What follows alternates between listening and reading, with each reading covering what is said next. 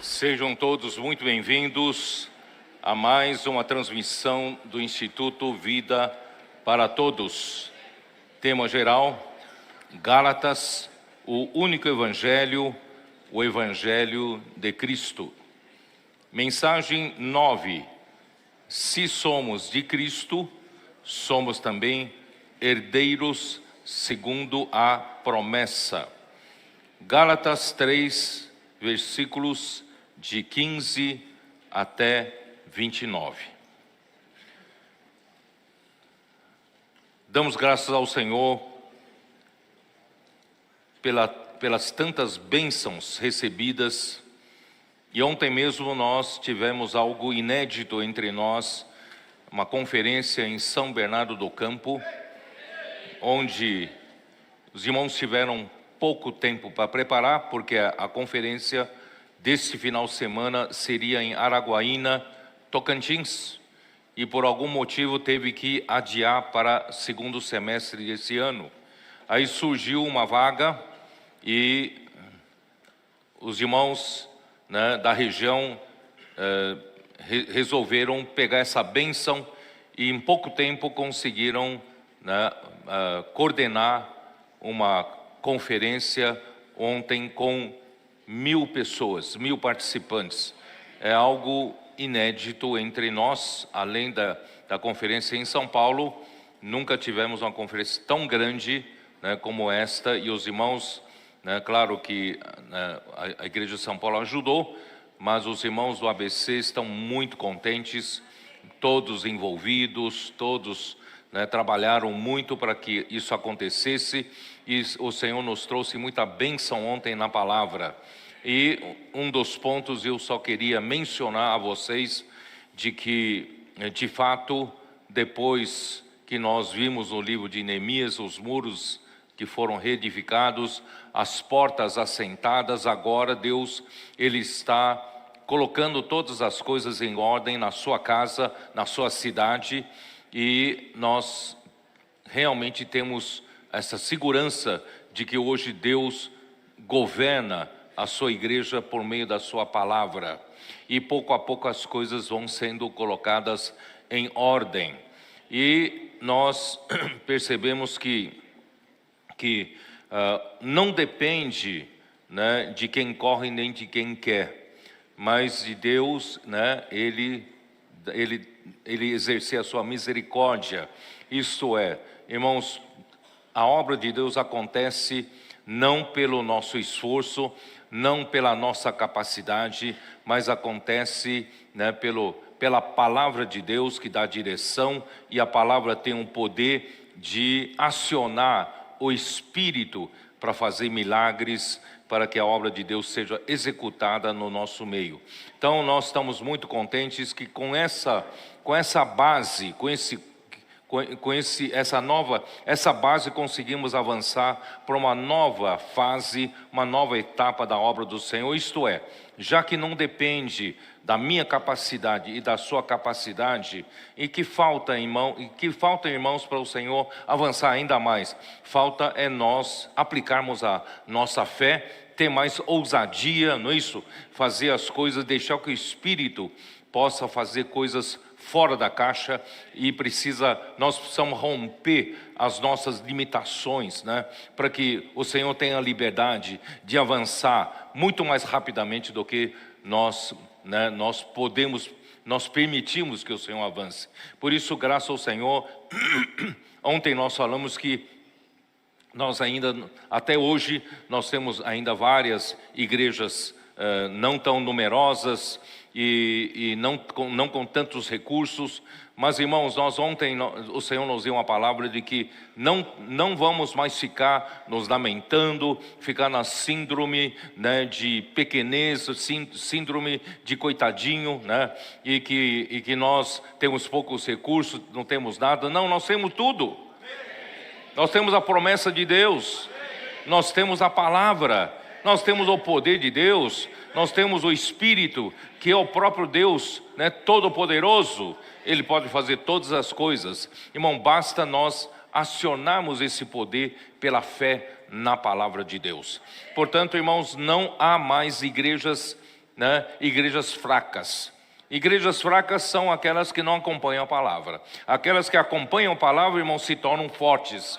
E uma vez, né, confiando na palavra, crendo no poder da palavra, não na minha própria capacidade, nem na sua própria capacidade, irmãos, Deus ele pode fazer muitas coisas entre nós. Então, nós ontem declaramos a emancipação de todas as igrejas com síndrome de coitadinho, né? Hoje todos nós somos adultos, maioridade, né? Então vamos trabalhar para o Senhor, vamos ousar mais, mas não na nossa capacidade, ousar mais nesse espírito, irmãos, do Deus Todo-Poderoso, né, e confiar no poder da palavra. Ele pode fazer muito mais se nós deixarmos que o Senhor faça a sua obra. Portanto, né, a partir de hoje, a partir de ontem, eu acredito, irmãos, as igrejas vão entrar em uma nova fase.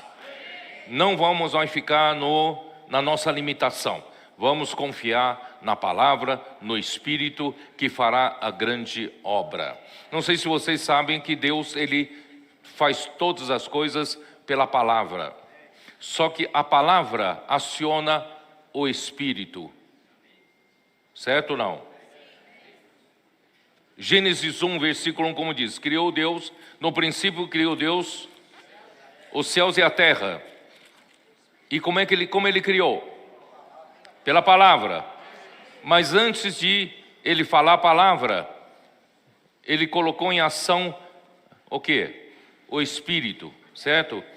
Versículo 1, no princípio criou Deus os céus e a terra.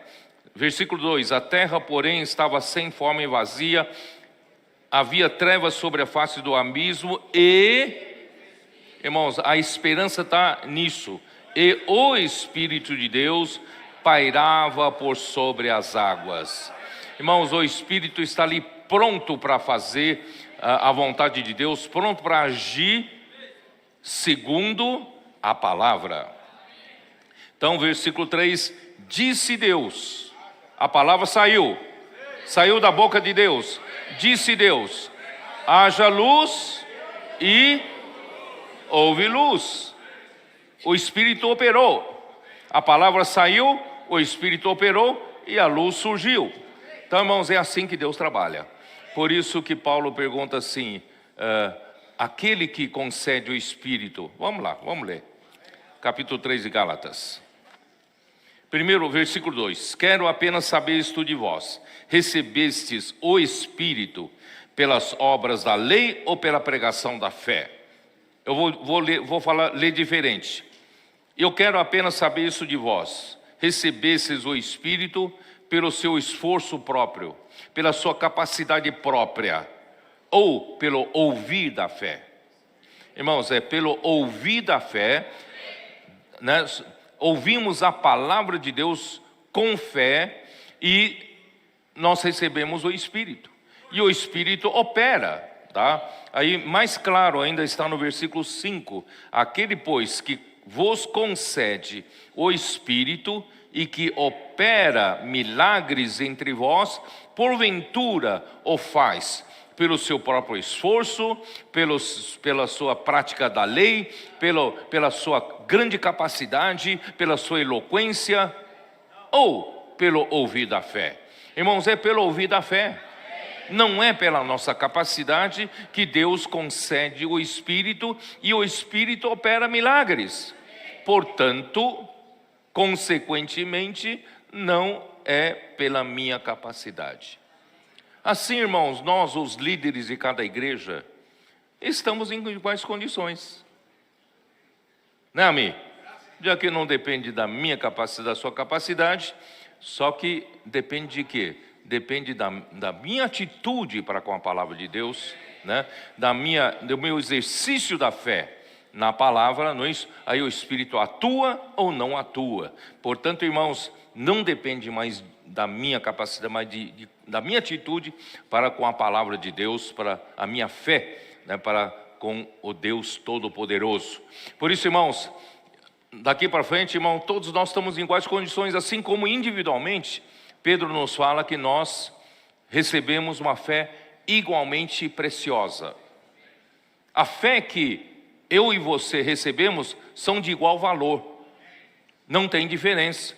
E por que a fé de alguém avançou mais e o outro avançou menos? Depende de como você usa, como você trabalha, né, com a fé, trabalha com a palavra. Então todos nós, na verdade, largamos em iguais condições na largada, na saída.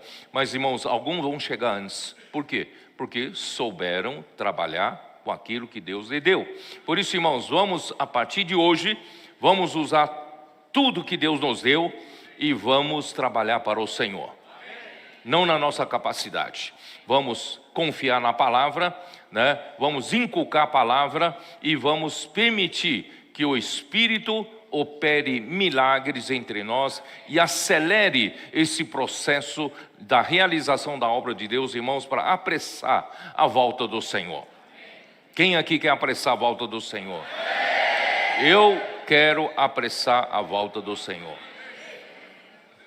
Um irmão me mandou ontem à noite uma foto de, não sei se era de 1980, né? Eu tinha cabelo todo negro ainda, né? Não tinha barriga, esbelto, né? Tudo. E aí o irmão, eu falei, pois é, né? Naquele tempo ainda estava, mas hoje, né? Já, aí o irmão escreve assim, ainda que o nosso homem exterior se corrompa, né? Nosso homem interior se renova de dia em dia, e tentando me consolar, né? Mas nós o tempo passa, né? Mas, irmãos, graças a Deus que o Espírito hoje, né, tem muito mais liberdade do que aquele tempo nosso. Ele tem liberdade para avançar, mas eu não tenho idade para esperar. Eu não posso, se o Senhor tardar mais tempo, a minha idade não terá como esperar, né? Portanto, irmãos, eu, pelo menos se depender de mim, eu creio que também depender de vocês, nós vamos apressar a volta do Senhor. Portanto, irmãos, não vamos ficar, né, pensando que a nossa capacidade, nosso esforço vai conseguir adiantar a volta do Senhor. Não, nós vamos só atrasar. Vamos ser simples, com o coração correto, arrependido, humilde, né, receber a palavra com fé, e esse ouvir da fé, né, como dormir com Deus, acordar com Deus, falar entre nós, com folheto de imersão, levamos, né, para todo lugar. Irmãos, dessa forma, o Espírito, através da sua palavra, ele vai poder operar milagres entre nós, e principalmente nós que já recebemos a bênção de Abraão, que é o Espírito prometido, nós temos a obrigação, responsabilidade de ir para a rua, levar essa bênção de Abraão para alcançar todas as famílias da terra. Essa foi a promessa de Deus a Abraão em Gênesis capítulo 12. Em ti serão benditas todas as famílias da terra. E Gálatas 3:14 mostra que essa bênção de Abraão é o Espírito prometido. Portanto, irmãos, quem vai levar essa bênção? Quem vai entregar o presente para as pessoas? Os comportores. Você.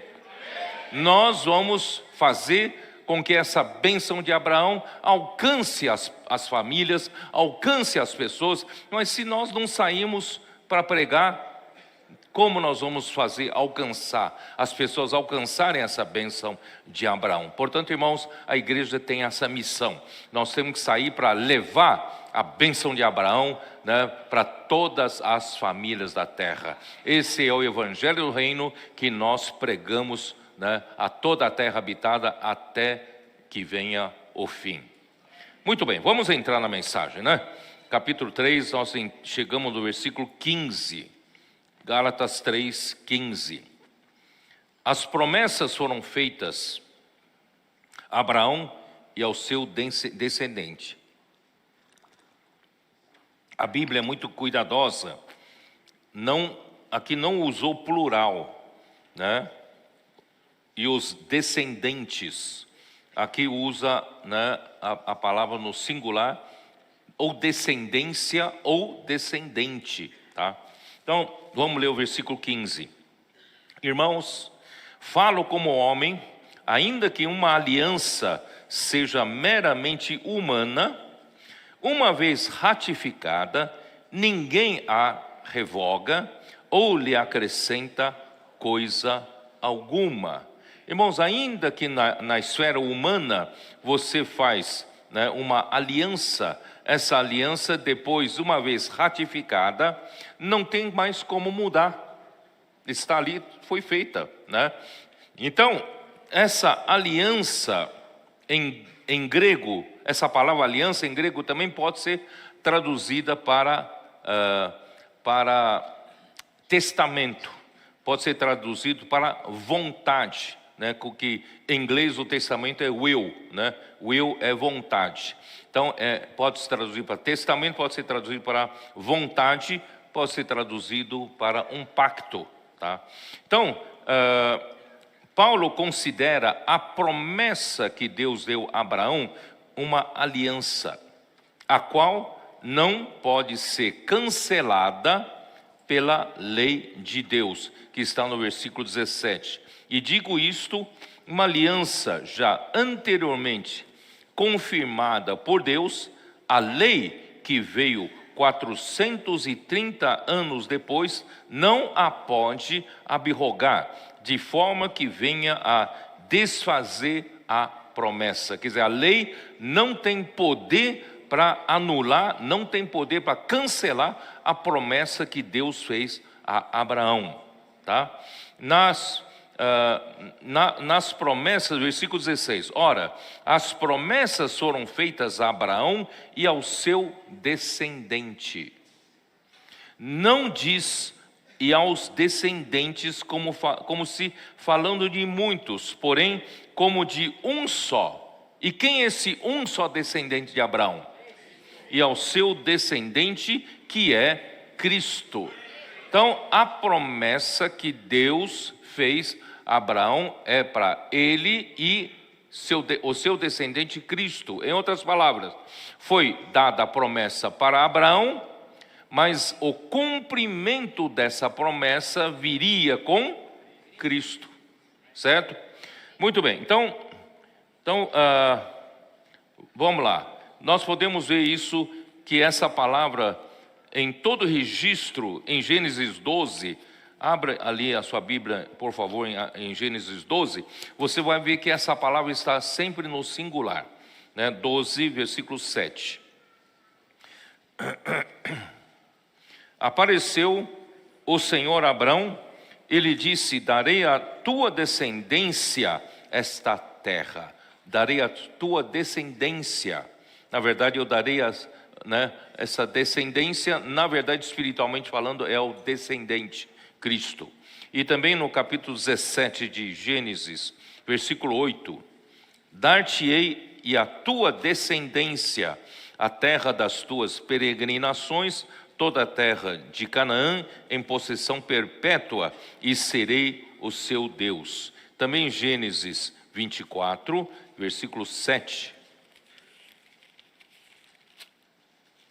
Versículo 7. O Senhor, Deus do céu, que me tirou da casa de meu pai e de minha terra natal, e que me falou, jurou dizendo,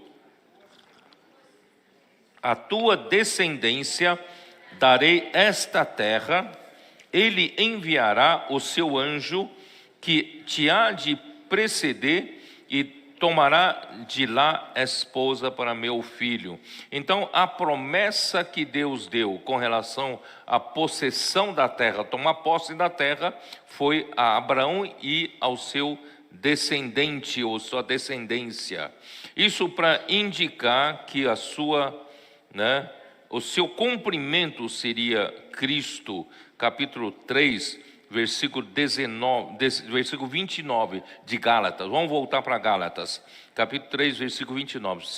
E se sois de Cristo, também sois descendentes de Abraão e herdeiros segundo a promessa. Embora a promessa tenha sido dada para Abraão, e o seu cumprimento será em Cristo ao seu descendente, mas nesse cumprimento nós fazemos parte, né? Por isso aqui ele diz: e se sois de Cristo, você é de Cristo? Se você é de Cristo, você fez parte dessa concretização da promessa. Se sois de Cristo, também sois descendentes de Abraão e herdeiros segundo a promessa. Então nós somos hoje herdeiros dessa promessa. Irmãos, Cristo é a concretização de todas as promessas de Deus. 2 Coríntios 1, você já percebeu isso? Quando você leu a 2 Coríntios 1, versículo 20. Porque quantas são as promessas de Deus, tantas tem em Cristo o sim. Porquanto também por Cristo é o amém, para glória de Deus por o nosso intermédio. Vocês entenderam? Que todas as promessas de Deus encontram em Cristo a sua concretização. Todas as promessas de Deus encontram em Cristo o sim. Encontram em Cristo o amém. Amém e sim estão em Cristo. Então, a promessa de Deus, irmãos, não vai buscar a promessa de Deus fora de Cristo. Então, para você também participar da promessa de Deus, você tem que estar em Cristo e você tem que ser aquele que é, né, é de Cristo, tá? Então, lembre-se sempre disso. Muito bem. Então, Romanos capítulo 4, versículo 13. Então, a promessa aqui, Paulo nos mostra que é mais do que aquela terra de Canaã que está no Oriente Médio, não é isso? Essa terra é espiritual, é muito mais do que isso. Então, capítulo 4 de Romanos, versículo 13. Não foi por intermédio da lei que a Abraão ou a sua descendência coube a promessa de ser herdeiro do mundo, e sim mediante a justiça da fé. Então, essa promessa não foi apenas dada a Abraão para possuir a terra no Oriente Médio, mas essa terra, essa promessa foi feita a Abraão para ser o quê? Para ser herdeiro do mundo. E se você estiver em Cristo, você vai participar também dessa herança. Você vai participar de ser herdeiro do mundo. Isso nós já lemos várias vezes isso em Salmo 2. Vocês se lembram? Nós lemos várias vezes. Salmo 2, versículo 6. Deus diz o quê? Deus diz assim: eu, porém, constituí o meu rei sobre o meu santo monte Sião. Deus disse: eu já escolhi. O meu rei que vai estar sobre o monte Sião é quem? Proclamarei, né, o decreto do Senhor. Ele me disse: tu és meu filho, eu hoje te gerei. Então, refere-se a quem? Refere-se a Cristo, que Deus ressuscitou dentre os mortos. E quando Deus, na ressurreição, né, Deus então lhe gerou o Filho, né, Jesus ainda como homem, quando morreu e ressuscitou, Deus o gerou. O Filho homem, Jesus homem, se tornou o Filho, né, primogênito de Deus. Então, tu és meu filho, eu hoje te gerei. Aí então, ele vai falar porque ele escolheu a Cristo. Pede-me e eu te darei as nações por herança. Irmãos, essa é a herança da promessa.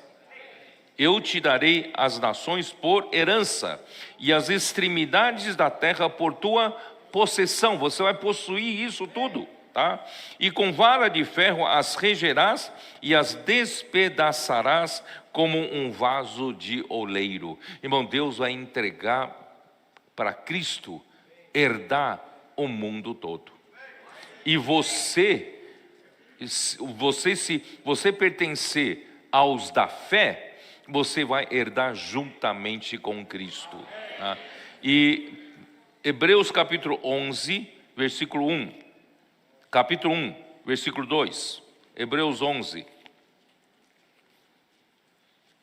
Como diz?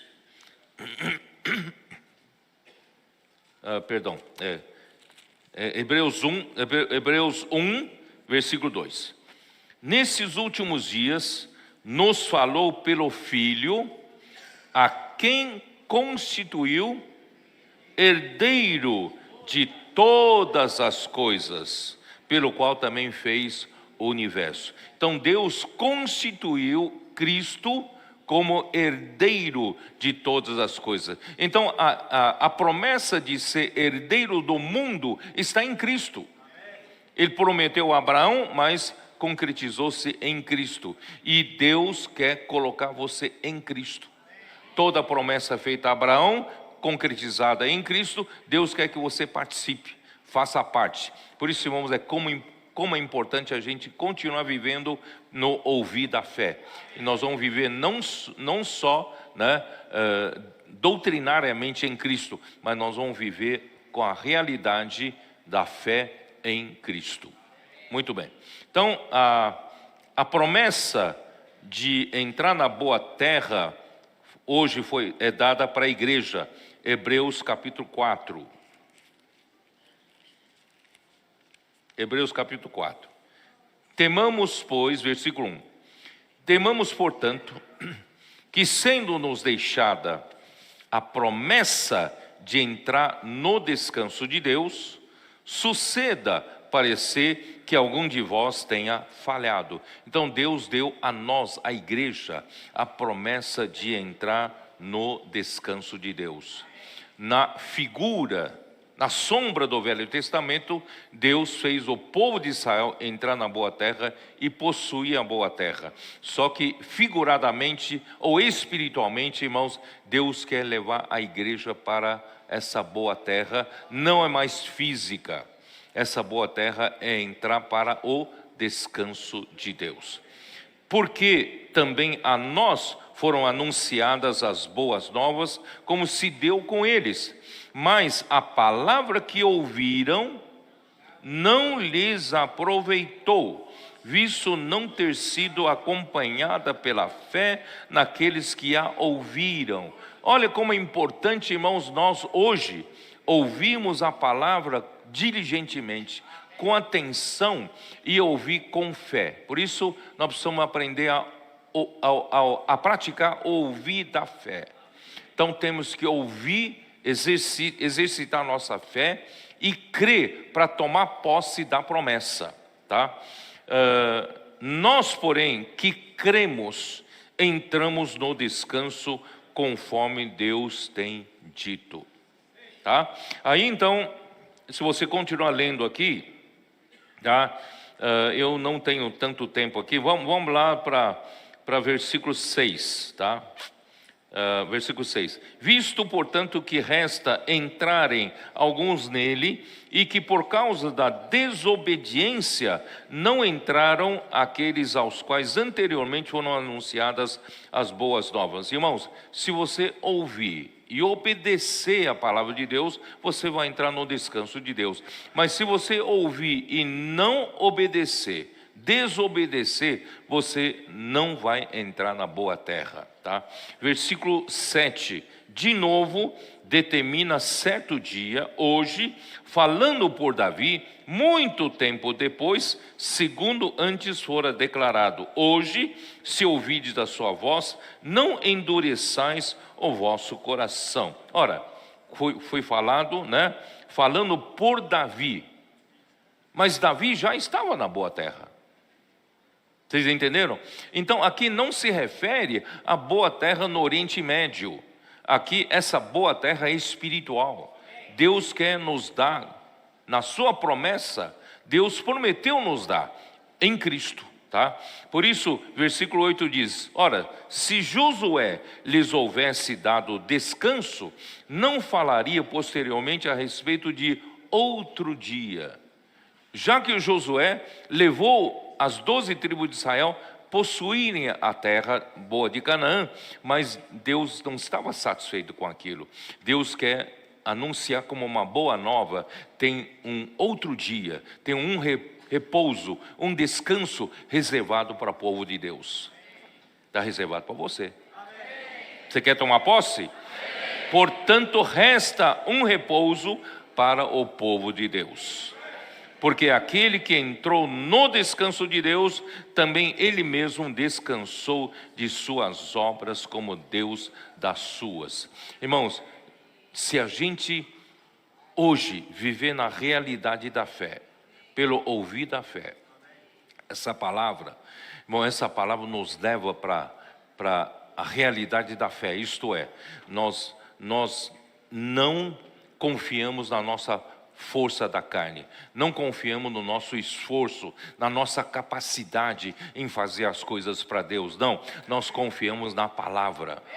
E quando nós confiamos na palavra, e nós também confiamos na direção do Espírito. Essa propriedade que nós achamos agora nos Estados Unidos, ainda esta semana, irmãos, foi isso. Nós não seguimos nosso próprio esforço, não seguimos a nossa própria preferência, nós apenas seguimos o Espírito. E o Espírito foi dando indicações de que ele estava nisso. E começou a surgir milagres, que aquela propriedade tinha o zoneamento que era exatamente o que nós precisamos.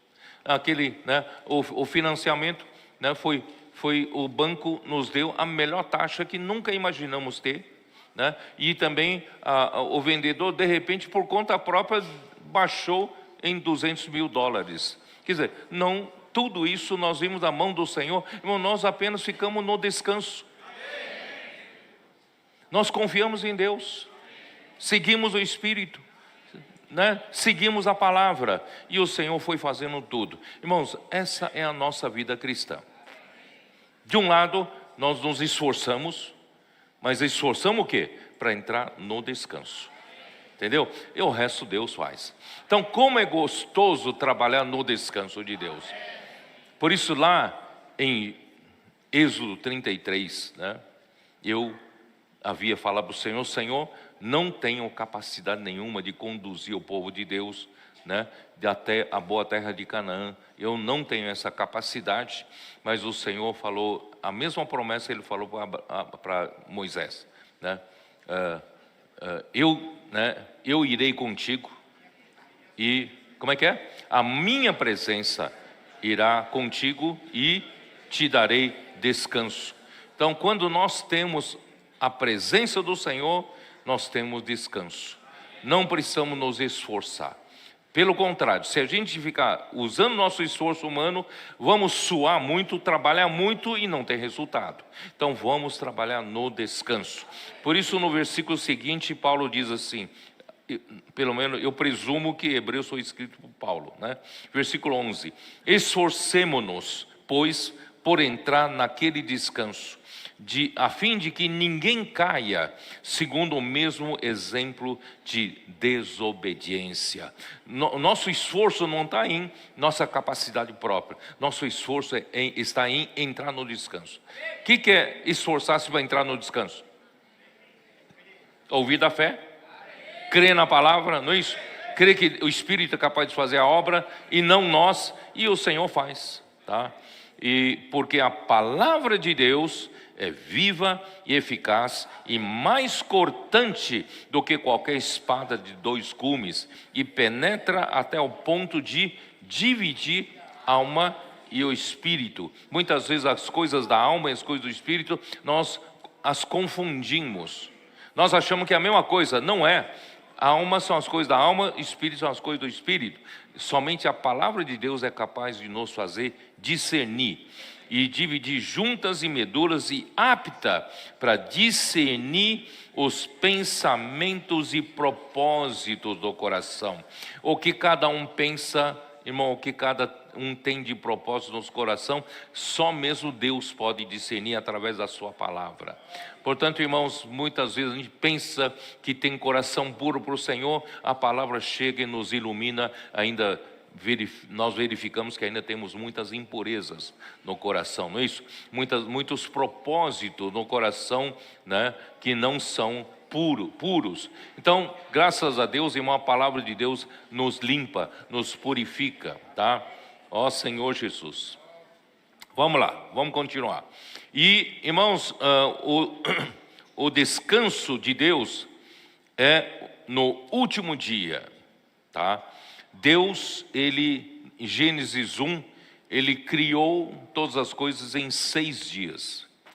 Em Pedro fala, para Deus um dia é como 1000 anos, 1000 anos é como um dia para Deus. Então, se Deus, ele criou em 6 dias, e no 7º ele descansou, eu fiz, na semana passada, não sei se dá para projetar, eu fiz esse gráfico, vocês se lembram? Esse gráfico. Nesse gráfico, você vê que desde a criação até a morte de Cristo, tá? Dá aproximadamente 4000 anos, tá? Vocês podem ver, tá?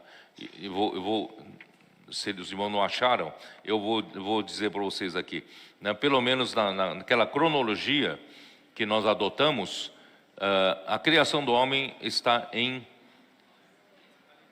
3.975 anos antes do ano 0, ano antes de Cristo, tá? Você tem que diminuir um pouquinho, né? Precisa aparecer a parte inicial. E a morte de Cristo, né, nosso diagrama, aconteceu por volta do ano 29, ano positivo, 29, tá? Então, se você jogar, né, ali 1900, você pode ver ali, ó, 2083 até Abraão e 1921 até a morte de Cristo, você vai ter aproximadamente 4004 anos, está ali 4004 anos, então 4000 anos. Então 4000 anos já foram. Se 4000 anos equivalem a 4 dias, nós temos mais 2 dias para terminar os 6 dias da criação. Então, a história da igreja, já do ano 29, com a morte de Cristo, já estamos em 2025. Mais 4 anos para completar 2000 anos. Então, são 4.000 anos até Cristo, até a morte de Cristo, e mais 2000 anos, já estamos quase completando 2000 anos. Então 4 mais 2 são 6000 anos, são 6 dias, e resta mais um 7º dia, onde Deus vai descansar das suas obras. Então, irmão, nós estamos no finalzinho do 6º dia, no limiar do sábado, do 7º dia. E esse 7º dia ainda vem uma dispensação do reino milenar por 1000 anos. Esse reino milenar representa o descanso de Deus, porque Cristo assumirá o reinado. Ele vai reinar, né, durante esses 1000 anos. E você e eu podemos participar. Se hoje nós alcançarmos, né, a promessa da boa terra, nós vamos reinar com Cristo por 1000 anos. Isso está em Apocalipse 20, versículo 6. Bem-aventurado e santo é aquele que tem parte na primeira ressurreição. Sobre a segunda morte não tem autoridade. Pelo contrário, serão sacerdotes de Deus e de Cristo e reinarão com ele os 1000 anos. Irmãos, essa sim é a concretização da promessa para mim e para você. Você quer participar dessa promessa concretizada? É reinar com Cristo. É entrar no descanso de Deus, tá? Ó Senhor Jesus. Então vamos lá. Vou voltar para Gálatas, versículo 17. E digo isto: uma aliança já anteriormente confirmada por Deus, a lei que veio 430 anos depois, não a pode abrogar, de forma que venha a desfazer a promessa. Quer dizer, a lei, eu também mostrei naquele gráfico, né? No gráfico, que a lei veio a partir do chamamento de Abraão em Gênesis 12, até que Deus deu a lei na saída, né, do povo de Israel do Egito, são 430 anos. Naquele gráfico vocês podem ver. Então a lei veio 430 anos depois da promessa que Deus deu a Abraão. Então a lei não tem poder para cancelar a promessa, tá? Não tem poder. Então, quando Deus chamou Abraão em Gênesis 12, foi por volta do ano 1892 a.C. E até quando a lei foi dada, aproximadamente no ano 1461 a.C., são 430 anos. Então, como a aliança foi firmada por Deus 430 anos antes da lei, a lei não pode anular a promessa feita, tá? Então, versículo 18, vamos continuar.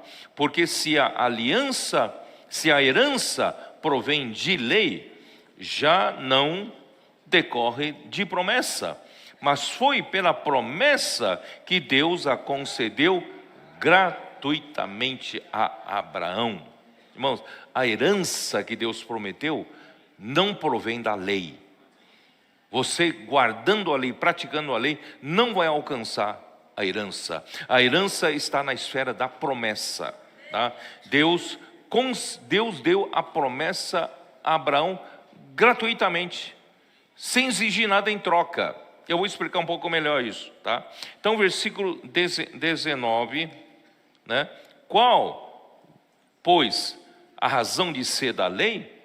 Foi adicionada por causa das transgressões, até que viesse o descendente a quem se fez a promessa, e foi promulgada por meio de anjos pela mão de um mediador. Ora, o mediador não é de um, mas Deus é um. Acho que nem entenderam nada, né? Vocês não entenderam nada. Irmãos, eu vou explicar.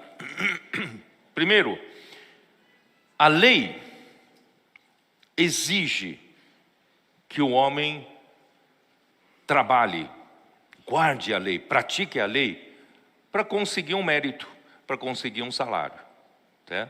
Essa a lei só exige.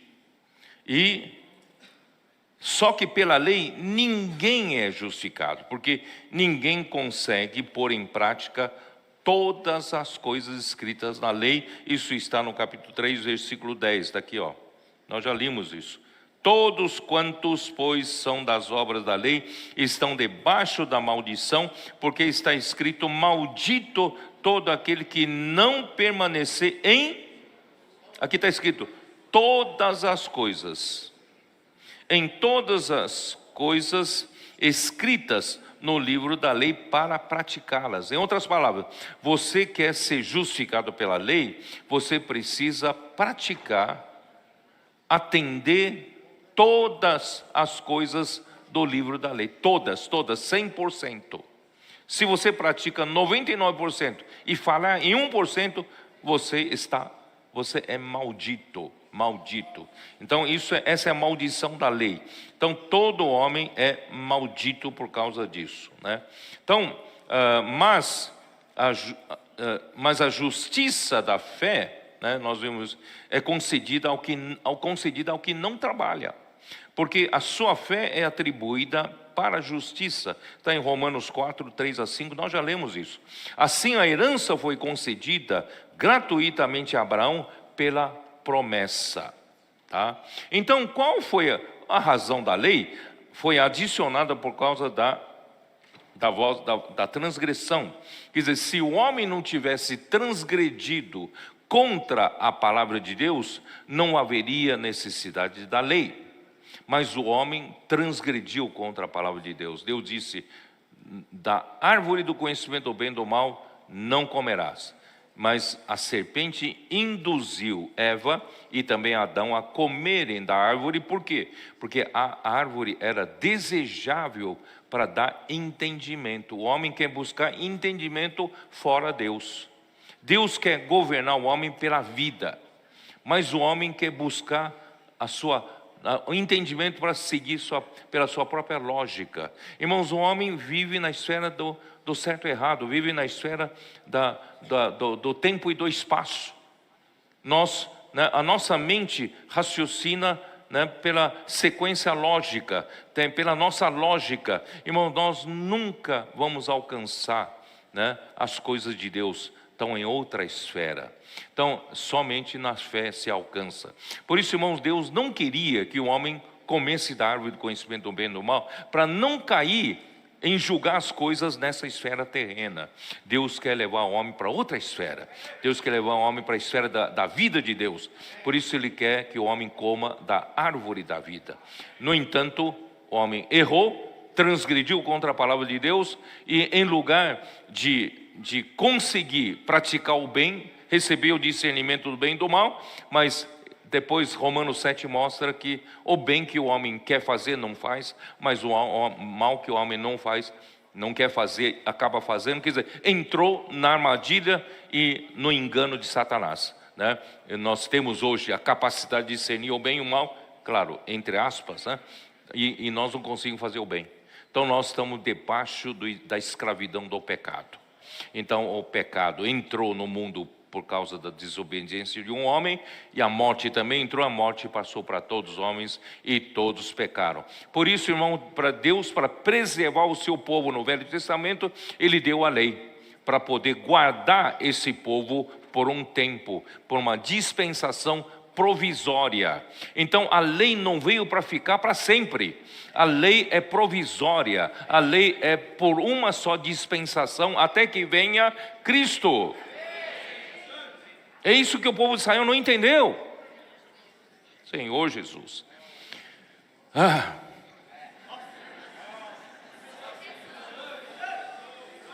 Capítulo 4, Senhor Jesus. Capítulo 4 de Romanos, versículo 11.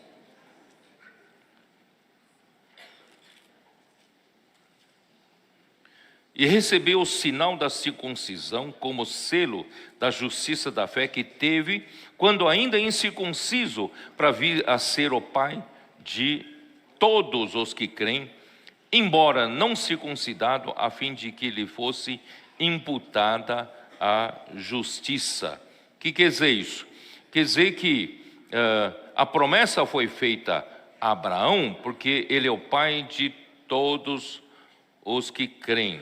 Não, peraí, isso aí, tá? Então, porém, o cumprimento da promessa viria somente com Cristo, o seu descendente. Somente viria pela morte e ressurreição de Cristo, introduziria os que creem na realidade da fé. Então, a lei foi adicionada por causa da transgressão do homem, uma vez que Cristo, né, efetuou na cruz a eterna redenção. Ele removeu as transgressões do homem. Não faz mais sentido as exigências da lei, tá? Em Hebreus 9, versículo 12. Hebreus 9, versículo 12. Não por meio de sangue de bodes e de bezerros, mas pelo seu próprio sangue, entrou no Santo dos Santos uma vez por todas, tendo obtido a eterna redenção.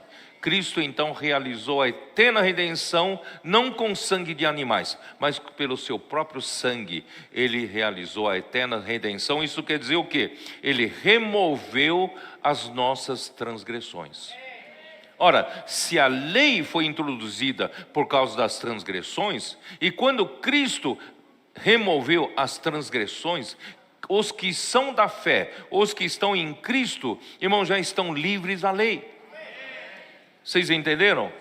Não faz mais sentido a existência da lei, porque Cristo já removeu as transgressões. Porque a lei veio por causa das transgressões. Uma vez removidas as transgressões, não faz mais sentido existir a lei, tá?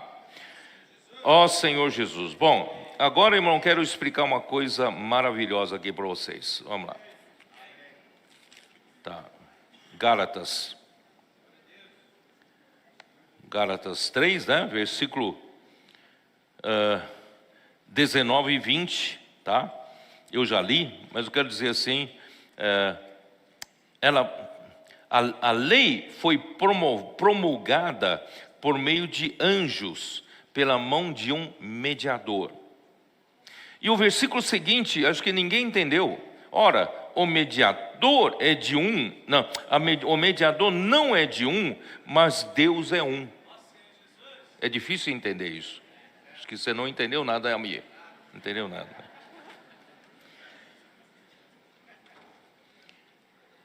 Quem é da área do direito vai entender melhor.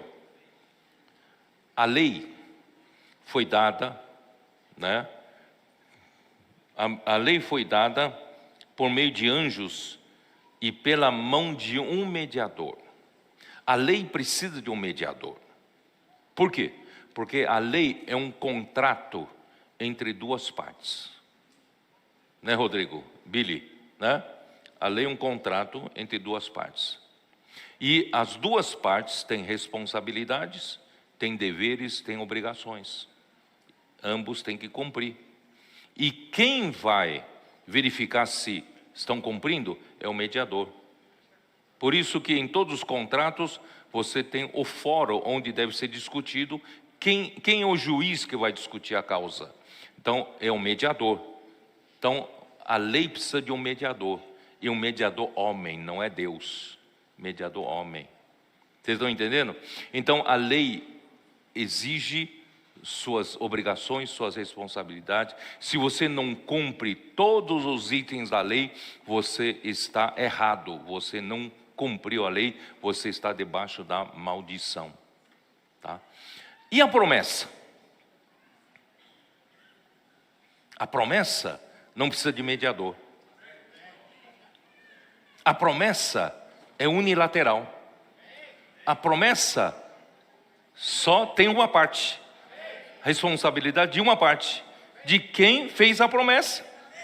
Então, vocês viram que graça que é essa? Do nosso lado não há responsabilidade, não há deveres. Deus deu a promessa e Ele deu gratuitamente a Abraão. E nós a recebemos gratuitamente. Por isso que não precisa de mediador. Vocês entenderam ou não? Não precisa de mediador. Então, por isso que aqui fala, né? O mediador não é de um. Deus não participa dessa mediação da lei. Mas Deus é um porque Ele participa da promessa. Deu para entender, amigo? Mais ou menos, né? Mais ou menos. Tá. Então, irmãos, a lei, né? Deus Ele não participou diretamente. Ele colocou um mediador homem, tá? Foi promulgado por meio de anjos, mas por meio de um homem. Esse homem é Moisés. Moisés era esse mediador. Mas a promessa vem dele. A promessa vem de Deus. E Deus, irmãos, ele só jogou responsabilidade sobre ele. Ele então ele fez a promessa, ele tem que fazer cumprir a promessa. E para ele fazer cumprir a promessa, irmão, ele pagou alto preço. Ele mandou seu próprio filho e veio aqui na terra, certo? Para se tornar um semelhante a nós. Na semelhança da carne pecaminosa, ele foi crucificado. Olha o preço que Deus pagou pela promessa. Ele pagou o preço, nós não pagamos. Então Cristo foi ali na cruz, se tornou maldito em nosso lugar. E agora, irmãos, quando Cristo morreu e ressuscitou, quando Ele morreu, irmão, nosso velho homem morreu com Ele. Quando Ele ressuscitou, nós também ressuscitamos com Ele em novidade de vida, em novo homem. Irmão, nós só desfrutamos das benesses, sem responsabilidade. Tudo é da parte de Deus. Irmãos, você ainda quer o quê? Você quer voltar para a lei? Pelo amor de Deus. Né, Valmor? Valmor também da área da lei que eu esqueci, né? Está ali, ó. Né? Então, olha que coisa maravilhosa, né? Deus é de um, tá? Bom, muito bem, aí vamos lá. Vamos continuar. A lei, vamos lá, versículo 21. É porventura a lei contrária às promessas de Deus? De modo nenhum. Tem nada conflitante. Porque se fosse promulgada uma lei que pudesse dar vida, a justiça, na verdade, seria procedente da lei. Se a lei tivesse capacidade de dar vida para o homem, irmãos, a justiça seria, né, seria procedente de lei. Mas a lei não consegue dar vida para o homem. Por isso, irmãos, a lei, o mediador da lei não é Deus. Agora, da promessa é Deus. Quem deu a promessa é Deus, porque Deus consegue dar vida ao homem. Ele quer dar vida a você, tá? Aí versículo 22, mas a Escritura encerrou tudo sobre o pecado, para que mediante a fé em Jesus Cristo fosse a promessa concedida aos que creem. Que maravilha, né? A Escritura, a Bíblia, encerrou tudo sobre o pecado. Todos pecaram, não é isso? A morte passou para todos os homens, logo, e todos pecaram. E a Bíblia encerrou todos, colocou todos na prisão do pecado. Para que, mediante a fé em Jesus Cristo, fosse a promessa concedida aos que creem. Em outras palavras, irmãos, na esfera da lei, você não tem esperança nenhuma. Você não tem como se livrar estando debaixo da lei, debaixo da escravidão da lei, da prisão da lei. Você não tem escapatória. Por que o homem não tem escapatória na esfera da lei? Por quê? Porque o homem, depois que caiu, tem a natureza pecaminosa e comete pecados. Cometendo pecados, necessita de perdão. E essa natureza pecaminosa, né, me leva a pecar. Eu não consigo fazer o bem, que a árvore do conhecimento do bem e do mal me diz, tem que fazer o bem, não posso fazer o mal, mas o bem que eu quero fazer, não consigo fazer. E o mal que eu não quero fazer, esse sim eu faço, porque o pecado habita em mim. Irmãos, eu não tenho saída. A lei exige, mas eu não tenho saída. Mas graças a Deus, Deus abriu a porta da fé. Agora eu tenho a saída. Qual é a minha saída? Crer em Jesus. E crendo em Jesus, o que acontece com esse velho homem que está preso debaixo do pecado? Que está escravo, ele é escravo do pecado. Como que faz? Ele cravou esse homem, velho homem pecador na cruz. Morreu com Cristo. E agora, né, na ressurreição, ele nos ressuscitou juntamente com Cristo. É por isso que Paulo fala em Gálatas 2:20, já estou crucificado com Cristo. Logo, já não sou eu quem vive, mas Cristo vive em mim. E esse viver que agora tenho na carne, eu vivo pela fé no Filho de Deus que me amou e a si mesmo se entregou por mim. Né? Então, irmão, por que você está vivo? Você está vivo como? Está debaixo da prisão do pecado? Não. Aquele que estava debaixo do pecado, né, já foi crucificado com Cristo. Agora é outro eu que vive. Esse outro eu, irmão, vivo na fé, né, de Cristo, né, que me amou e se entregou, a si mesmo se entregou por mim. É isso, irmãos, graças ao Senhor, né, não faz mínimo sentido os Gálatas quererem voltar para a lei. Não faz mínimo sentido, né? Então a lei, ó Senhor Jesus, a lei é contrária às promessas de Deus de modo nenhum, porque a única função da lei é exigir, né? Romanos 7, versículo 10. E o mandamento que me fora para a vida, verifiquei que este mesmo se me tornou para a morte. Deus quer me dar vida. Aí a lei acabou me levando para a morte, tá? Então, a única função da lei é exigir do homem, porque tem um contrato. A lei acaba sendo um contrato e nesse contrato tem exigências. E eu não consigo cumprir o meu contrato, né? Então, para Deus dar vida ao homem, a justiça tem que ser satisfeita. Vocês entenderam ou não? Deus está ávido para dar vida para o homem. Mas Ele não pode dar vida para o homem de qualquer jeito, ainda mais depois que o homem caiu. O homem desobedeceu contra Deus. Não é isso? E a justiça de Deus tem que ser satisfeita. Se a justiça de Deus não for satisfeita, Deus não tem como dar vida para o homem, ainda que queira dar vida para o homem. Vocês entenderam? Então tem a questão da justiça, que é uma barreira para Deus dar vida para o homem. Então, voltando lá para Gálatas 3:11, né? Gálatas 3:11, diz assim: e é evidente que pela lei ninguém é justificado diante de Deus, porque o justo viverá pela fé. Então, na esfera da lei não temos salvação, não temos saída. É na esfera da fé, irmãos, é que Deus, né, o homem então é justificado, satisfazendo a justiça de Deus, né? Deus então dá vida ao homem.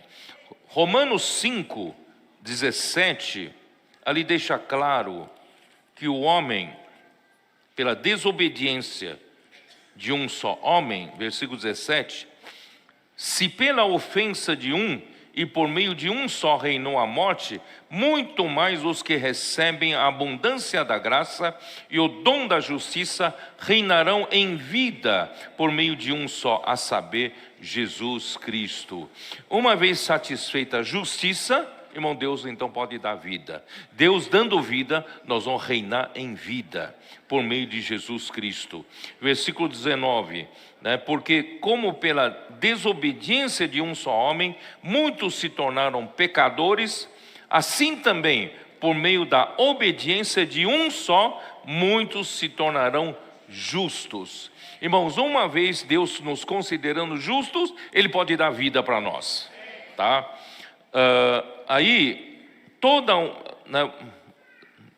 a humanidade foi encerrada sob o pecado, e a lei não tem capacidade nem poder para libertar o homem dessa prisão do pecado, né?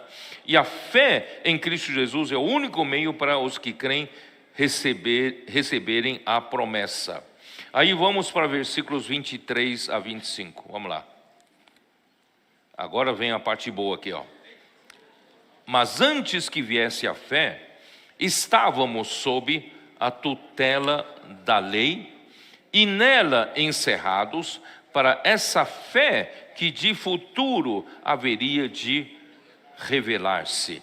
Então, antes que viesse a fé, Deus então, né, colocou o povo de Israel debaixo da tutela da lei, tá? E de maneira que a lei nos serviu de aio para conduzir a Cristo, a fim de que fôssemos justificados pela fé, por fé, né? Então, irmãos, vocês entenderam que quando a lei foi dada para o povo de Israel, ele deu a lei como, não sei se vocês sabem, que naquele tempo do Império Romano, quando as pessoas mais abastadas, pessoas mais ricas, eles tinham tutores para os seus filhos. Na conquista do Império Romano, na conquista sobre os povos vencidos, eles pegavam os mais eruditos, os que têm mais sabedoria, os que tinham mais conhecimento, né? Pegavam esses escravos e colocavam para ser tutor dos seus filhos. E esse tutor geralmente é para cuidar dos seus filhos enquanto era menor de idade, tá? Então tinham tutores. Então os tutores são para os que são menores de idade. Então Paulo considera que os que estavam debaixo da lei, que era o povo de Israel, estavam debaixo de uma tutela, de um tutor, de um aio, de um cuidador de crianças, tá? Então eles não se emanciparam, eles são sempre crianças, né? E quando veio Cristo, irmãos, aí que se emancipa. Vocês entenderam? Então, irmãos, quem está sob a lei é sempre uma criança, sempre menor de idade. E Deus, quando veio Cristo, irmãos, pela fé, eles se emancipam e se tornam adultos e se tornam filhos, tá? Isso vai vir ainda mais claro na próxima mensagem, no capítulo 4, né? Versículo 1 diz assim: digo, pois, durante o tempo em que o herdeiro é menor, em nada difere de escravo, posto que é ele senhor de tudo. Ainda que ele seja o senhor de tudo, mas enquanto ele é menor de idade, ele continua no mesmo status, mesma condição de um escravo. Mas, irmãos, nós não somos mais escravos. Nós somos de Cristo Jesus. E Deus, né, aqui por isso que ele fala assim, de maneira que a lei nos serviu de aio para nos conduzir a Cristo, a fim de que fôssemos justificados por fé. Irmãos, Abraão creu em Deus, isso lhe foi imputado para a justiça, pela fé. E hoje, irmãos, esse mesmo caminho de Abraão, Deus nos justificou. Nós fomos justificados pela fé em Cristo. Nós cremos no Senhor Jesus e nós somos justificados porque Cristo realizou na cruz toda a justiça de Deus, satisfez toda a justiça de Deus, toda a exigência da lei sobre a santidade, sobre a glória de Deus, sobre a justiça de Deus. Cristo realizou na cruz. E nós, irmãos, fomos agraciados. E nós recebemos de graça. Por isso, nós estamos na era da graça. Tudo recebido de graça. Não estamos cumprindo um contrato que tem um mediador. Irmão, nós estamos recebendo de graça o que Deus prometeu a Abraão. Essa é a promessa. Tá bom? Então, irmãos, nós então fomos conduzidos a Cristo, né, a fim de que fôssemos justificados por fé. Versículo 25.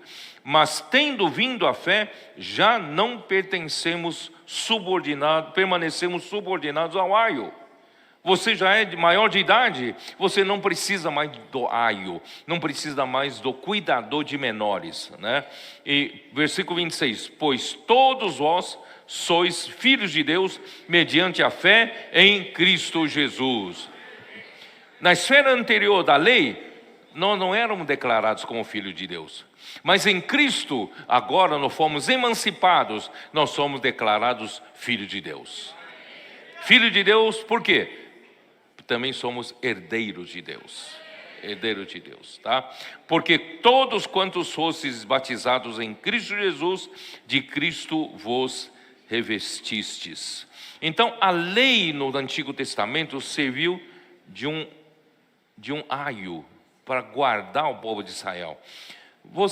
Vocês se lembram quando Jesus, em João capítulo 10, ele falou, acho que isso aí todos conhecem, né? Jesus disse, eu sou bom pastor. Hein? Vocês se lembram do capítulo? Eu sou bom pastor, né? E o bom pastor dá vida pelas ovelhas. Vocês se lembram do capítulo, João capítulo 10? Irmãos, vocês se lembram que João... Eu vou ler rapidamente como Jesus põe aqui, você vai entender isso que acabei de falar. Vamos lá. João capítulo 10, versículo 1. Em verdade vos digo, o que não entra pela porta no aprisco das ovelhas, mas sobe por outra parte, esse é ladrão e salteador. Aquele, porém, que entra pela porta, esse é o pastor das ovelhas. Quem estava dentro desse curral? O povo de Israel, o povo do Antigo Testamento, o povo que está debaixo do aio da lei, certo? Então essas ovelhas do Antigo Testamento estavam nesse aio, nesse curral, tá? Aqui diz, para este o porteiro abre, para Jesus o porteiro abre. Irmão, no Novo Testamento, quando Jesus veio, o porteiro abriu para Jesus ter acesso a essas ovelhas que estavam dentro do aprisco. Aprisco é a tutela da lei, tá? Então, para esse o porteiro abre, as ovelhas ouvem a sua voz, ele chama pelo nome as suas próprias ovelhas e as conduz para fora. Não precisa mais ficar no aprisco. Então você viu que os principais sacerdotes, os escribas, o sinédrio, todos eram contra Jesus, perseguiam a Jesus, e Jesus ali como bom pastor, chamando as ovelhas, e eles não atendiam. Mas alguns atendiam. O cego de nascença, o paralítico, não é? Quem? O Simão leproso, né? O Lázaro que ressuscitou, Maria, Marta. Irmãos, essas são as ovelhas que atenderam a voz do pastor e saíram do aprisco. Certo? Então vou continuar, tá? As ovelhas ouvem a sua voz, ele chama pelo nome as suas próprias ovelhas e as conduz para fora. Depois de fazer sair todas as que lhe pertencem, tá? Não todas seguiram ele, mas todas que lhe pertencem, vai adiante delas e elas o seguem porque lhe reconhecem a voz. Irmão, como a palavra que sai da boca de Deus é a voz do Senhor, é que guia as ovelhas, dá direção às ovelhas e leva as ovelhas ao pasto, tá? Mas de modo nenhum seguirão o estranho, antes fugirão dele, porque não conhecem a voz dos estranhos. Jesus lhes propôs essa parábola, mas eles não compreenderam o sentido daquilo que lhes falava. Jesus lhe afirmou de novo, em verdade vos digo, eu sou a porta das ovelhas. Todos quantos vieram antes de mim são ladrões e salteadores, mas as ovelhas não lhes deram ouvido. Eu sou a porta, se alguém entrar por mim será salvo, entrará e sairá e achará pastagem. Se ficar na tutela da lei, não tem pastagem, é feno seco. Mas se você reconhecer ao pastor, o verdadeiro pastor, entrou ali e você vai entrar pela porta com ele e sair com ele, e você vai achar pastagem. Irmãos, a palavra profética que desfrutamos é uma pastagem fresca, não é enlatado, não é coisa velha, não é coisa congelada, mas é coisa fresca. Falar vivo é a voz do pastor, né? Então, graças a Deus, a voz do pastor é o nosso governo. A voz do pastor nos dá direção, né? A voz do pastor, né? Pela voz do pastor nós sabemos onde está a pastagem. Muito bem. Eu sou o ladrão. Onde eu estou, hein? O ladrão vem somente para roubar, matar e destruir, e eu vim para que tenham vida e a tenham em abundância. Essa é a questão, irmãos. A lei só exige, mas Jesus veio para dar vida, e a vida em abundância. Eu sou o bom pastor dá vida pelas ovelhas. Deus quer dar vida para o homem, né? O mercenário que não é pastor, a quem não pertencem as ovelhas, vê o lobo, ele foge primeiro, abandona as ovelhas e foge. Então o lobo as arrebata e dispersa. O mercenário foge, por que é mercenário? Porque ele trabalha por dinheiro. Graças ao Senhor, irmão, nenhum de nós aqui trabalha por dinheiro, certo? E não tem cuidado com as ovelhas. Eu sou o bom pastor, conheço as minhas ovelhas e elas me conhecem a mim, assim como o Pai me conhece a mim, eu conheço o Pai e dou a minha vida pelas ovelhas. Um verdadeiro pastor, irmãos, ele dá sua vida pelas ovelhas. O mercenário só fala, mas no perigo ele foge, né? Então ainda tenho outras ovelhas. Quem são essas outras ovelhas? Primeiro ele tirou as suas ovelhas do aprisco. Quem são esses? Os judeus que creram. Mas ainda tem outras ovelhas. Quem são? Os gentios que creram. Aleluia! Ainda tem outras ovelhas. Não deste aprisco, a mim me convém conduzi-las. Elas ouvirão a minha voz. Olha a importância da palavra. Elas ouvirão a minha voz, então haverá um rebanho e um pastor. Aleluia! Um rebanho e um pastor. Irmão, nós estamos experimentando essa unidade, essa única direção, essa palavra, essa voz que nos une. Irmãos, ainda a gente estava comentando, irmão, ouvindo os testemunhos dos irmãos lá da África. Irmão, como é que nós vamos controlar a nossa obra, né? Lá na África, na Ásia, tantos lugares, irmãos. Como o homem consegue controlar, irmão? Não é o homem que controla, é o pastor. É pela voz do pastor, irmãos, é que nós somos um só rebanho, porque nós temos um só pastor, uma só palavra, uma só direção, e essa palavra converge todos nós na unidade, na unanimidade, e Ele é que governa a sua obra, Ele que leva a sua obra adiante.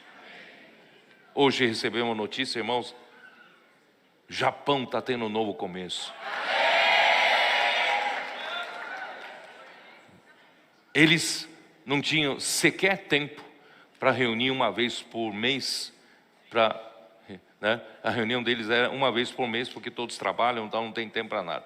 Agora que foram nossos comportores, vão partir o pão toda semana. E esse domingo, esse final de semana, já vieram 30 pessoas. 6 pessoas novas. Irmãos, o Senhor vai prosperar lá. Por quê?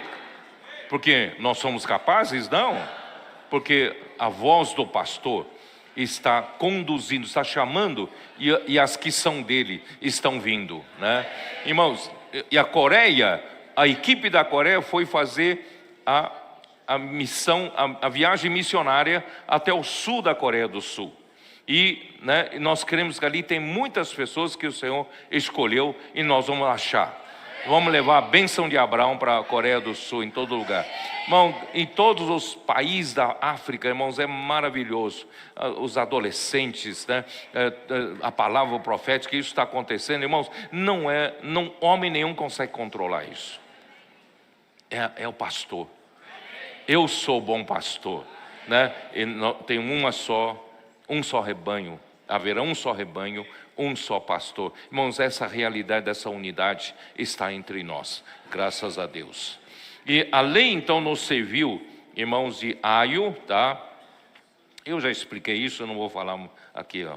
Então, tendo vindo a fé, já não permanecemos subordinados ao aio, pois todos vós sois filhos de Deus mediante a fé em Cristo Jesus. Isto é, tendo vindo a fé, já não precisamos da tutela da lei, portanto, não somos mais subordinados ao tutor, e sim a Cristo, pois todos vós sois filhos, ruiós, maiores de idade. Quando fala assim, vós sois filhos, aqui é ruiós, filhos maiores de idade, e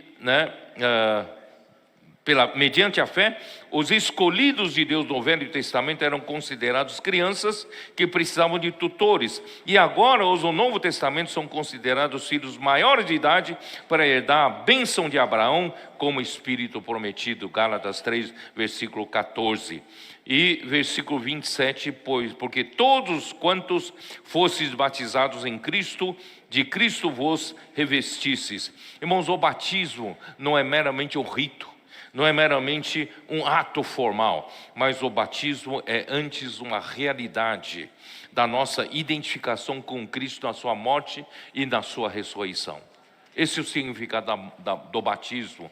Não é assim que fala, né, em Romanos 6? Dá uma olhada. Romanos 6.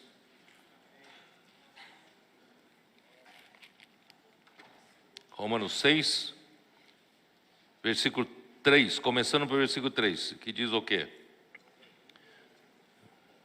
Ou porventura ignorais que todos nós que fomos batizados em Cristo Jesus, fomos batizados na sua morte?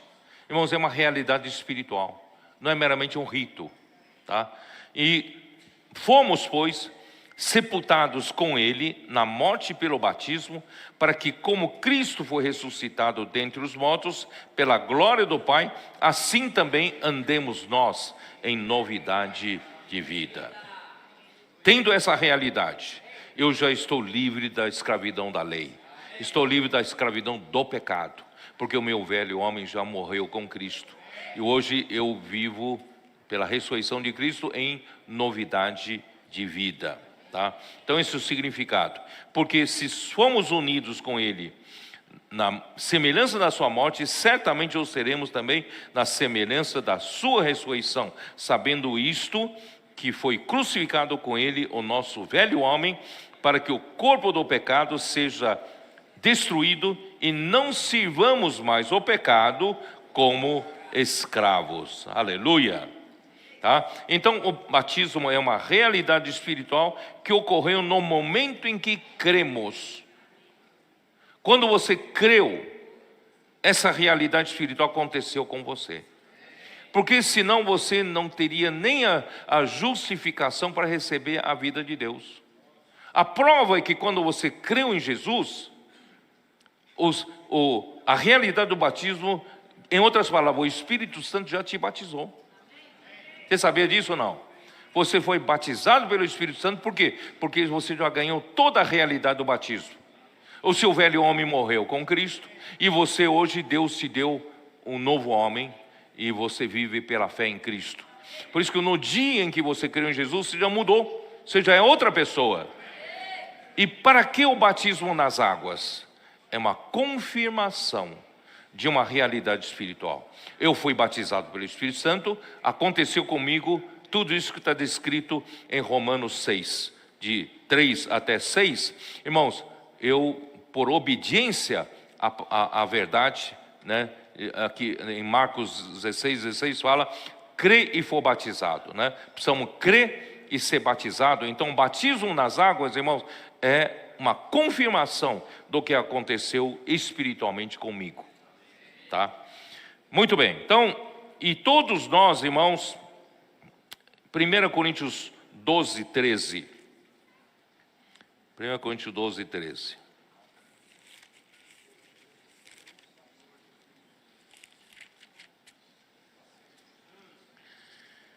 Versículo 13, pois em um só Espírito todos nós fomos batizados em um corpo. O batismo é importante porque nós participamos da realidade da crucificação de Cristo e da ressurreição. E também nós participamos do quê? Nós fomos batizados para um só corpo. fazer parte do corpo. Irmãos, hoje todos nós somos membros do corpo de Cristo. Quer judeus, quer gregos, quer escravos, quer livres. Irmão, nós pertencemos ao mesmo corpo. E a todos nós foi dado beber de um só Espírito. Por isso, irmão, nós hoje não tem mais distinção entre judeus e gregos. Portanto, por meio da fé e do batismo, fomos introduzidos em Cristo e de Cristo nos revestimos. Assim, internamente recebemos a vida de Deus pela fé, para vivermos por meio de Cristo, e externamente fomos revestidos de Cristo, né? Para nós vivemos como membro do corpo de Cristo, como uma entidade orgânica para executar a vontade de Deus. Irmão, nós não somos mais indivíduos que servem a Deus, né, individualmente. Nós fazemos parte de um corpo. Nós fazemos parte de uma entidade orgânica. Irmão, por isso, né, eu digo o seguinte: graças ao Senhor, as igrejas que estão praticando ouvir da fé, entraram nessa realidade espiritual que eu acabo de descrever toda. Irmãos, essas igrejas estão sendo emancipadas. Por isso que eu falei ontem. Se você ainda vive na tradição, você ainda vive na maneira convencional da vida da igreja, você não é emancipado. Mas quando você vive na realidade da fé, você anda perto da palavra, você desfruta da palavra, você vive na realidade do ouvir da fé, na imersão, dormir com Deus, acordar com Deus, né? Transcrição, que mais? Me ajudem aqui, né? E você vive nessa realidade toda, servindo a Deus no TCI. O que é TCI? Tropas, capitães e intendentes, né? Usando TCI para fazer operações V&V, para fazer operações Missão Família, né? Eu até gostaria de dizer para vocês, irmãs, né, que tem filhos pequenos e não tem tempo para servir ao Senhor, porque você o tempo todo está cuidando dos filhos, né, dar de comer, arrumar para a escola, ir para a escola, tomar lições, né, não tem tempo, né? Eu não gostaria que você ficasse de fora dessa dinâmica da igreja, né? Você também pudesse pegar uns 2 nomes por semana, para você ter um tempo vago, telefonar, fazer a Missão Família, ou fazer central de acolhimento, né? Então você telefonar e apacentar essas pessoas, quer dizer, todos precisam funcionar como membro do corpo de Cristo. Ninguém fique de fora, né? De uma forma ou de outra, irmãos, nós podemos ser úteis na mão do Senhor. Muito bem. Aí vamos terminar. Versículo 28. Dessarte, não pode haver judeu, nem grego, nem escravo, nem liberto, nem homem, nem mulher, porque todos vós sois um em Cristo Jesus. Irmão, nesse corpo não há judeu, não há grego. Nesse corpo de Cristo não há diferença de classes sociais, de segmentos sociais, né? Escravo ou livre, na verdade, nem de homem e mulher. Todos nós somos o quê? Um em Cristo Jesus. Então, em Cristo, irmão, nós somos uma entidade, tá? Então, graças ao Senhor, hoje, irmão, nós ganhamos essa libertação, né? Então, pela fé da realidade do batismo, não há mais lugar para o nosso ser natural. Vamos para Colossenses 3. Colossenses 3, versículo 10 e 11. E vos revestistes do novo homem, que se refaz para o pleno conhecimento, segundo a imagem daquele que o criou, no qual não pode haver grego nem judeu, circuncisão nem incircuncisão, bárbaro, cita, escravo, livre, porém Cristo é tudo em todos. Não há diferença racial, não há diferença nem de gênero, não há diferença de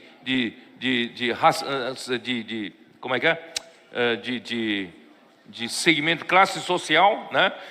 Irmãos, Cristo é tudo em todos. Então, se vamos lá para o versículo 29, o último versículo.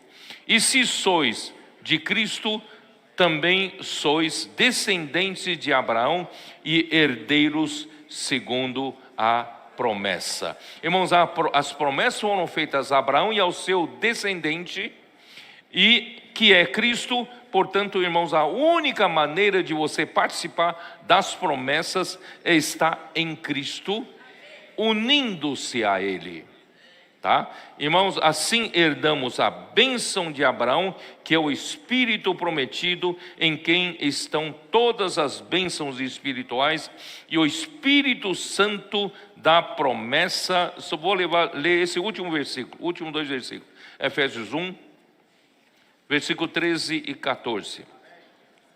Em quem também vós, depois que ouvistes a palavra da verdade, o evangelho da vossa salvação, tendo nele também crido, fostes selados com o Santo Espírito da promessa. Irmãos, vocês foram, aqui tem, o qual é o penhor da vossa herança, até o resgate da sua propriedade, em louvor da sua glória. Irmãos, de um lado, nós todos somos selados. Em outras palavras, irmão, nós somos de Deus. Nós somos herança de Deus. Você sabia disso? Tá? E também, irmãos, e o Espírito Santo é um selo garantidor de que, né, nós vamos também ter Deus como nossa herança. Agora, aqui fala, o qual é o penhor da nossa herança, até o resgate da sua propriedade, da sua propriedade, em louvor da sua glória. Isso quer dizer o que, irmãos? Que o Santo Espírito da promessa é o penhor e garantia da nossa herança, pois Deus em Cristo será a nossa herança, até Deus resgatar a sua igreja como a sua propriedade adquirida. Não sei se vocês entenderam. Esse Espírito Santo da promessa é, de um lado, irmãos, é um selo para nós. É um selo para nós, dizendo que o quê? O que nós somos de Deus. Nós temos Deus, nós somos a herança de Deus. Mas por outro lado, né? E por outro lado, também Deus quer resgatar a sua igreja como a sua própria propriedade adquirida. Ele comprou a igreja com seu sangue precioso, e agora o Espírito Santo da promessa está trabalhando até o resgate final. Ele vai fazer o resgate final da sua igreja. Por isso está o penhor. O penhor é a garantia, irmão, garantia que Deus vai resgatar a sua igreja totalmente como sua propriedade adquirida. Ele comprou, ele vai pegar um dia, não é isso? Irmão, graças ao Senhor. Então esse Santo Espírito da promessa que Deus prometeu a Abraão em Gálatas 3:14 não é tão simples, engloba todos esses itens. Muito bem, o que eu quero dizer finalmente com essa palavra é que, irmãos, as igrejas, nós entramos em uma outra fase. Ninguém, se você é da liderança de alguma igreja, sabe, você deve dizer: eu tenho todo o potencial para cooperar com o Espírito, para fazer a obra de Deus de uma maneira ainda mais forte. Vocês acreditam? Se você disser, mas eu não tenho adolescente na minha igreja, certo? Mas você tem a palavra, não tem? A palavra, você não crê no poder da palavra? Você não crê que Deus pode, né, do nada, Ele é o Deus Todo-Poderoso? Ele pode trazer existência o que não tem. Eu não tenho um adolescente. Tudo bem, você não pode ir para a rua e pegar? A igreja de Nova Iguaçu, né, do Rio de Janeiro, não tinha adolescente. E eles pediram para o Senhor. O que aconteceu? 2 adolescentes do bairro vieram pedir para entrar para beber água. Estavam jogando, né? Estavam pedindo para beber água. Foi assim, não? Aí entraram para beber água. Pronto, eles falaram, o Senhor mandou esses adolescentes. Aí, hoje eles têm quantos adolescentes? Hein, Alexandre? 20 adolescentes. Certo? Em Andeara, cadê o Valmor? Em Andeara não tinha um adolescente. Como é que vocês fizeram? Foram para a rua? E hoje vocês têm quantos adolescentes? Entre adolescentes e pré-15. 15 adolescentes. Irmãos, você vai dizer, eu não tenho adolescente. Irmão, mas você tem todo o potencial. Creia no Deus Todo-Poderoso. Irmãos, nós precisamos ousar mais. Porque nós temos o Espírito prometido. Nós temos o Deus Todo-Poderoso. Né? Nós temos a palavra. Nós temos o poder da palavra. E nós temos o corpo. Vamos pedir ajuda. Eu preciso, né? Eu preciso de ajuda. Então, na minha região aqui, precisa de ajuda. Nós vamos alugar uma casa para casa de comportores. Uma casa de adolescentes. Irmãos, vamos ousar um pouco, sair um pouco da nossa caixa, da nossa limitação. Eu acredito, irmãos, daqui para frente, o Senhor vai avançar muito mais rápido. Porque nós já nos emancipamos. Saímos da idade de criancinha, sempre precisa de tutor, né? Eu não consigo fazer, sou um coitadinho que não tenho força para nada, não tenho recurso para nada. Irmãos, sempre de um tutor, precisa de um tutor. Irmãos, agora Deus quer nos emancipar. Eu tenho um Espírito, eu tenho uma palavra, eu tenho um Deus Todo-Poderoso, não é isso? Vamos avançar, tá? Agora vamos com coragem, vamos ousar. Vamos sair, né, da mesmice. Vamos dar lugar para o Espírito atuar entre nós. Jesus é o Senhor, amém. Sim, irmãos, nós convidamos todos vocês a participar. Realmente, Estados Unidos é um país muito grande, né? E temos poucos trabalhadores. E o Senhor quer alcançar muitas pessoas. Então, Ele está chamando você, né? O Senhor quer que nós sejamos parte desse filho varão, aqueles que lutam pelo reino. E o Senhor já nos deu tudo, né? Somos aqueles jovens que lutam e vamos vencer o inimigo. Então, o Senhor está chamando você para visitar para os Estados Unidos. Tem uma casa de comportores em Califórnia, Porto Rico, vários lugares. O Senhor está chamando você. Amém. Come to GTC. Come to GTC. Come to GTC.